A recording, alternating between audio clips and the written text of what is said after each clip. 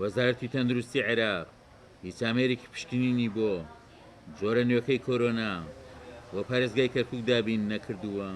لدينا اجتماع إن شاء الله يوم الخميس مع المنظمات الدولية. لێپرساوێکی فەرمانگەی تەندروستی کەرکووک دەڵێت زیاتر لە مانگێک تێپەڕ بووە بەسە بڵاوبوونەوەی ئۆمیکرۆندا لە کەرکووک. کەسی وەزارەتەکەیان ئامێری پشکنینی ڤایرۆسەکەی بۆ کەرکووک دابین نەکردووە. طبعا لا يخفى عليكم التحذيرات من وزارة الصحة. وەکو ئاگدارن ئەم شپۆ لە نوێ لە کۆرۆنا کە لە جۆری گۆڕاوی ئۆمیکرۆنا لە سەرەتای مانگی یەکی ئەم ساڵەوە لە کەرکووک بڵاو بۆتەوە. هەتا ئێستا ناتوانین ئەم جۆرە لە جۆرەکانی پێشوو جیا بکەینەوە. هۆکارەکەشی دەگەڕێتەوە بۆ نەبوونی هیچ ئامێرێکی تایبەت بە پشکنینی ئۆمیکرۆن. ئەو پشکنینانەشی کە ڕۆژانە ئەنجامی دەدەین و ڕەوانەی بەغدایان دەکەین وەڵامەکانیان ناگەڕێتەوە. بۆیە ڕێنمایی هاوڵاتیان دەکەین لە توشبوون بە پەتاکە خۆیان بپارێزن با بەکارهێنانی ڤاکسین.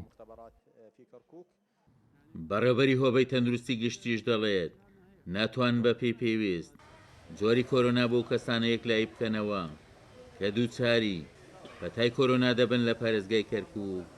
پەتاکە کە بەو شێوەیە کە بە خێرایی بڵاو بووە ئەوە یەکێ لە نیشانەکانی ئۆمیکرۆنەوە. ئەوانەی ئێمەش ناتوانین بڵێن ینی 100% هەمووی ئۆمیکرۆنە، بەڵام زۆربەیان ئەوەی کو ئێستاکە تووشە بن لە ناو پارێزگای کەرکووکە ینی گومانەکرێ ئەوانە ئۆمیکرۆن بوون، چکە ئێمە ئامێرمان نییە هەتا بڵێن دەستنیشانی بکەین بڵێن ئەمە ئۆمیکرۆنە یان جۆرێکی کەیە. دەوڵەت کە پێش ئێمە ئەم ئۆمیکرۆنە ناوی بڵاو بووە ئجراعاتی ئەوانمان ئێمە بینی.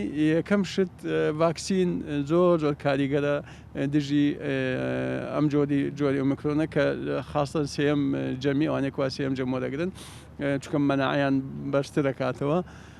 ئیجراعاتەوەی کە دەمامکە و دوورکەوتنەوەی جەستەییە، دوورکەوتنەوە لە شوێنی قەڵەباڵغ و شوێنی داخراو، ئەمانە هەمووی ئەتوانی ڕێگر بێت لە بڵاوبوونەوەی پەتاکە.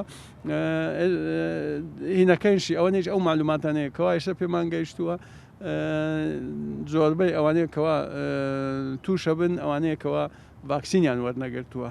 بە پیامارێکی تەندروستی کەرکووک لە ڕۆژی حوتیەکی 2022 جۆرە گۆڕاوەکەی کۆرۆنا کە بە ئۆمیکرۆن ناسراوە لە کەرکووک بڵاو بۆتەوە، بەڵام ئامێری پشکنینی ئەو جۆرە لە ڤایرۆسەکەیان بۆ دابین نەکراوە. ئەو تێستانەشی بۆ بەغدا ڕەوانەی دەکەن بەشی زۆریان وەڵامەکانیان بەدەست ناگاتەوە.